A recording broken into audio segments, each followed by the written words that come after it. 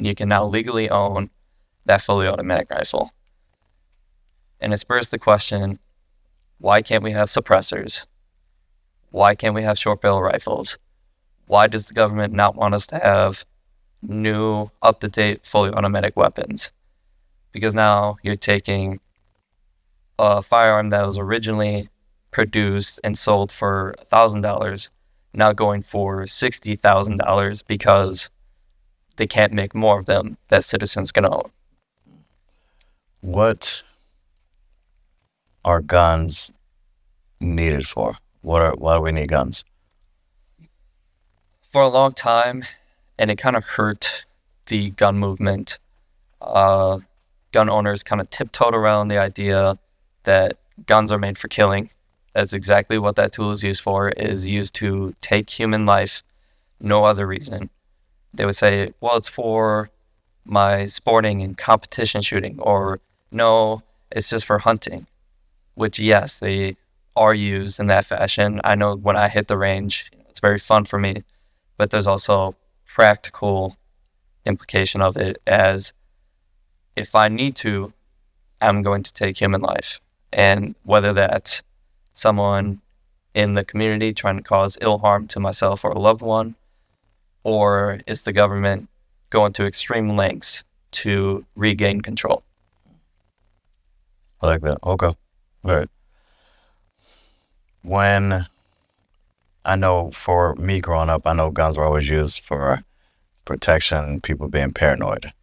I didn't discover the fun aspect of it, of people hunting, which is needed, and they feed their family through hunting and through just fun games, shooting range and things like that. It didn't register me until I actually moved somewhere else and saw people using it in a healthy way. From there on, like before that, it was all about either you die or I die. Right. No other reason. So, okay, I can rock with that. We're going to take a short break and get back to it. Cool.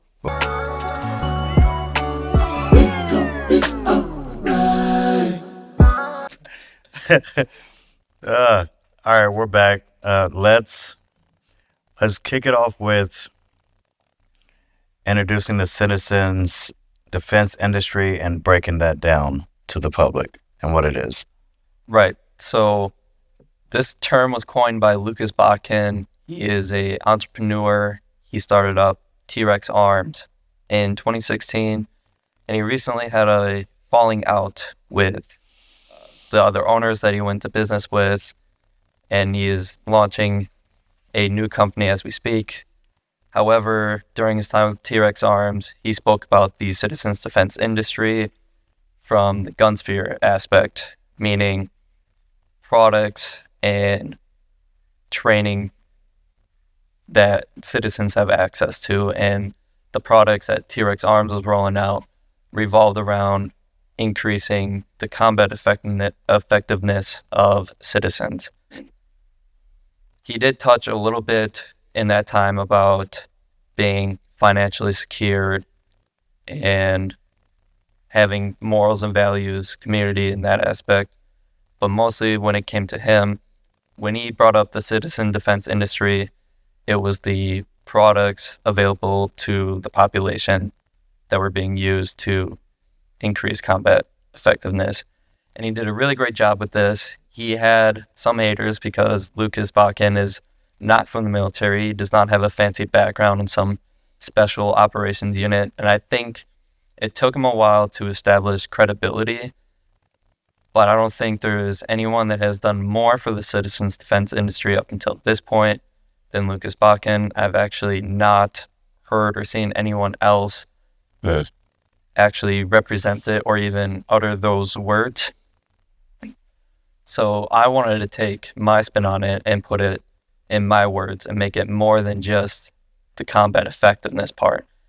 And I summed it up as the capabilities of citizens to maintain safe communities and safeguard our right to life, liberty, and the pursuit of happiness. And those categories are combat effectiveness, which we've touched on, transportation or your freedom of movement, finance, sustainment being food and water, electricity, heating, housing, all of that, and influence. Influence is a big one. That is a huge reason why I started up my social media channels, why I started Dissent, and why I want to sell clothing and be provocative and stir thought and emotion surrounding it. Yeah. I do want to backtrack just a little bit.